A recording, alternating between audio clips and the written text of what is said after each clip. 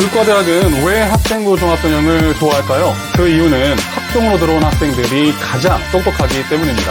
의대 교수님들은 의대 진학을 위해 필요한 비교과를 준비하는 과정이 의사로서의 소통 능력과 환자들의 고통을 감지하는 능력을 기르는 과정이라는 걸 그 누구보다도 잘 알고 있습니다. 오늘 영상을 끝까지 보시면 여러분들도 의과대학이 좋아하는 준비된 의사가 될 수 있습니다. 안녕하세요. 빅스쿨의 백운용입니다. 5부에서는 합격하는 의대 진로를 설계하기 위해 합리성, 객관성, 신뢰성을 담보한 체계적인 방법과 절차 그리고 기준이 필요하다는 점을 강조하고 실제 합격 사례를 토대로 관련 내용을 구체적으로 살펴보았습니다. 이어서 6부에서는 경쟁력 있는 의대 생기부 만드는 방법을 소개하려고 하는데요. 그 이유는 교과 내신과 비교과를 종합적으로 평가하는 학생부 종합전형이 2025학년도 의대 수시에서 가장 많은 인원을 선발하기 때문입니다. 처음부터 정시나 재수를 생각하고 있는 학생들이 아니라면 사실상 현역들의 인서울 의대 수시 전략은 학종에서 시작하는 게 기본인데요. 하지만 의대 합격생 생기부에 어떤 내용이 들어가는지 파악하기 힘들어서 고민이 많으셨을 겁니다. 오늘 영상에서 실제 의대 합격생의 비교과를 토대로 경쟁력 있는 생기부 만드는 방법을 원리와 사례로 구분해서 자세히 소개해드리니까요. 수도권 의대에 현역으로 합격하고 싶은 학생들이라면 꼭 끝까지 봐주세요. 2025학년도 의대 입시에서 생기부를 평가 요소로 사용하는 전형 및 인원부터 정리하고 갈게요. 먼저 전국 39개 의대 중 29개 의대에서 수시로 60% 이상의 인원을 선발하고 있고요. 수시에서는 학생부 종합전형에서 가장 많은 인원을 뽑습니다. 사상 처음으로 900명을 돌파해 올해는 905명을 선발하네요. 많은 사람들이 의대 입시의 메인이라고 생각하는 정시 선발 인원 1809명과 큰 차이가 없는 숫자죠. 다음으로 대학별로 살펴보면 서울대, 울산대, 이화여대, 한양대, 한림대, 원광대는 수시 전부를 학종으로만 뽑고요. 연세대, 이화여대, 한양대, 중앙대, 순천향대, 한림대 등의 대학들이 올해 학종 선발 인원을 늘렸습니다. 끝으로 고려대, 경희대, 부산대, 경북대는 학생부 교과 전형에서도 서류 정성평가를 진행하고요. 서울대 의대 정시의 경우 교과 내신과 세특을 종합해서 정성평가하기 때문에 여러모로 의대 입시에서 생기부의 중요성이 커졌다고 할 수 있겠습니다. 교과 내신과 비교과를 종합적으로 평가하는 학종의 본질은 다수의 교사가 학생의 학업 및 진로 역량, 인성을 중복해 검증함으로써 정성평가의 신뢰성을 확보하는 데 있습니다. 이때 생기부 비교과의 여러 영역 중 특히 더 중요한 세 가지 영역은 교과 세특, 창체활동, 그리고 종합의견인데요. 이 중에서도 의대 생기부에서 가장 중요한 영역은 압도적으로 세특입니다. 왜냐하면 학생부 종합전형은 생기부에 적혀있는 모든 글자와 숫자를 종합적으로 고려해 정성평가를 진행하는 전형이고 학생의 지적 호기심과 학습 태도와 같은 중요한 정성평가 정보를 가장 풍부하게 담고 있는 영역이 바로 세특이기 때문입니다. 따라서 경쟁력 있는 생기부의 핵심은 각 과목에서 배우는 내용과 자신의 학업 및 진로 역량 그리고 인성을 잘 드러낼 수 있는 책과 보고서를 세특에 잘 녹여내는 것입니다. 그러면 여기서 이러한 질문이 나옵니다. 저는 의사로 진로를 정하긴 했는데요. 각 과목의 개념들과 의사를 어떻게 연결시켜서 어떤 주제를 다뤄야 하나요? 라는 질문입니다. 이런 질문이 나온 이유는 간단해요. 자신이 실제 현실에서 생각하고 행동한 것들을 기반으로 진로를 도출하고 이를 다양한 관점에서 구체화시키는 과정이 없었기 때문입니다. 판단의 기준이 되는 진로가 없고 있다고 해도 구체적이지 않기 때문에 탐구 주제와 창체 활동 선택에 어려움을 겪는 거예요. 따라서 경쟁력 있는 세특과 창체를 잘 만들려면 귀납적 개념화와 진로 구체화 컨설팅 모델에 따라 설계된 과학적 진로가 우선적으로 필요하고요. 이렇게 도출된 유전체 의학 전문가라는 진로 희망사항을 판단의 기준으로 삼으면 탐구 주제와 창체 활동을 일관되게 선택하고 기록함으로써 구조화된 생기부를 만들 수 있는 겁니다. 탐구 주제와 창체 활동의 일관된 선택과 기록, 이 부분을 좀 더 자세히 살펴볼게요. 경쟁력 있는 생기부의 기본 조건인 진로 설계와 구체화를 마치면 이런 상태가 되는데요. 유전체 의학 전문가와 관련된 대표 키워드를 바이오 산업, 유전정보 산업, 유전체 분석, 유전자 가위 기술, 그리고 첨단 재생의료 등으로 정리했고요. 특정 직무의 지식기술 태도를 이해할 수 있는 국가 직무능력 표준, 그리고 학문 영역별 대중소 세 분류 개념을 확인할 수 있는 국가 과학기술 표준 분류를 활용한 점이 인상적이죠. 한마디로 유전체 의학 전문가라는 진로에 대한 전체 지도 혹은 공략집을 확보한 셈인데요. 바로 이 목록을 각 과목별 교과서 목차 목차와 같이 양쪽에 펼쳐놓고 비교하면서 지적 호기심이 자연스럽게 흘러갈 수 있는 개념적 연결고리를 찾는 게 진로 중심의 일관된 활동 및 기록의 핵심입니다. 개념적 연결고리를 찾는 방법에는 두 가지가 있습니다. 하나는 인과관계의 연결이고요. 또 다른 하나는 상관관계의 연결입니다. 먼저 인과관계는 선행 개념 A가 후속 개념 B에 직접적으로 영향을 미치는 걸 말하는데요. 하나의 현상에 대한 문제 해결이나 특정 주제에 대한 심화 탐구 과정을 일정한 시간의 흐름에 따라서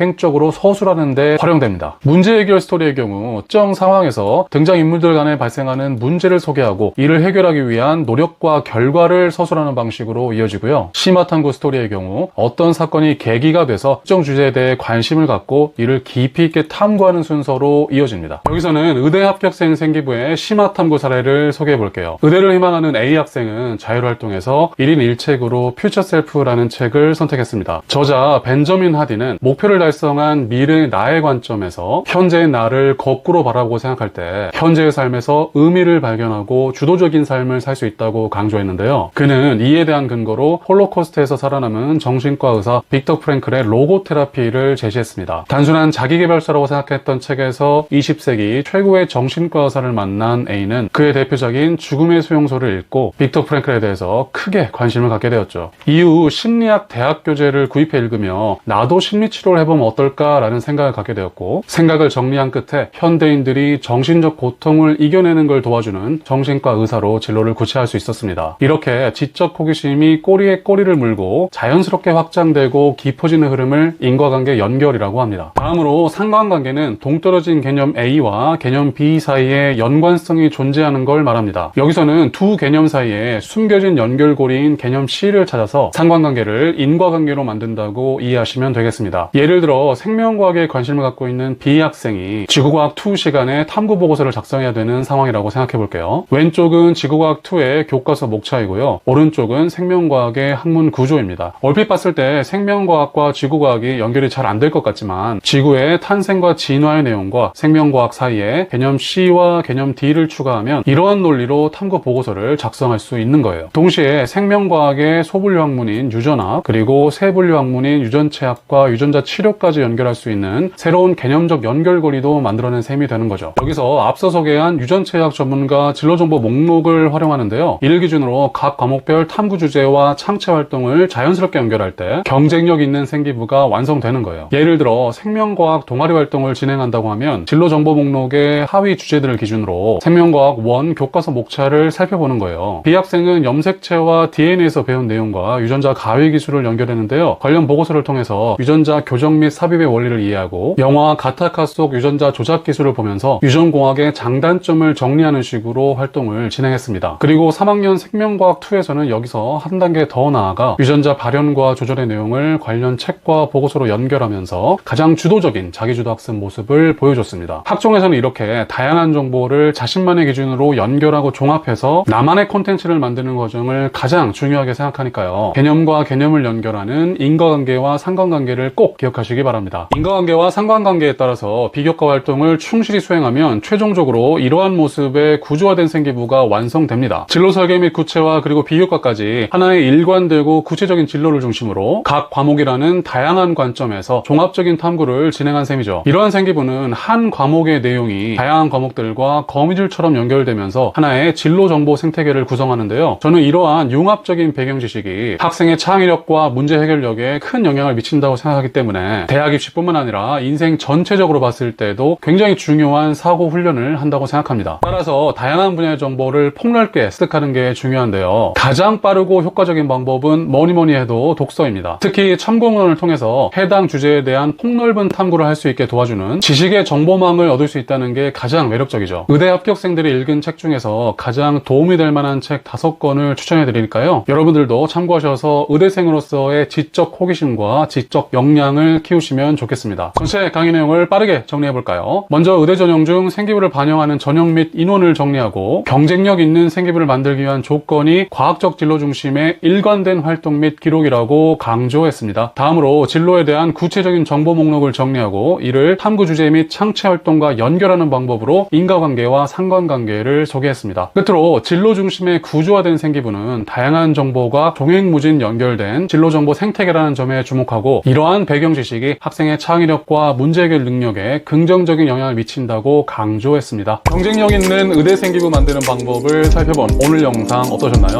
교과 내신과 수능 성적을 최상위권으로 유지하는 것도 힘든데 비교과를 이토록 신경 써서 준비해야 된다는 게 너무 부담된다고 생각하시는 분들도 많을 것 같아요. 하지만 의대 교수들과 입학사정관들이 학생들의 생기부를 정말 꼼꼼하게 읽거든요. 그래서 저는 같은 학교 1등과 2등이라면 2등이지만 차별화된 세특을 적은 학생이 1등이지만 평범한 세특을 가진 학생을 이길 수 있다고 봅니다. 실제로 제 경험상 3등까지는 그 격차를 극복할 수 있으니까요. 인과관계와 상관관계에 따라서 개념과 개념을 연결하는 방식에 익숙해지도록 꾸준히 노력하시면 좋겠습니다. 다음 영상에서는 최근 3개년도 의대 입결을 분석해 보려고 합니다. 대학에서 공개한 점수와 빅스쿨 자체 데이터를 토대로 데이터 분석 방법과 데이터 이면의 내용을 해석하는 방법까지 자세히 알려드리니까요. 의대 진학 요구 판단과 맞춤형 계획을 수립하고자 하는 학생들이라면 큰 도움이 될 겁니다. 그럼 오늘 영상 끝까지 봐주셔서 감사드리고요. 좋아요와 구독은 저한테 정말 큰 힘이 되니까요. 꼭 부탁드릴게요. 그럼 인사드리겠습니다. 진로 진학은 백운용 감사합니다.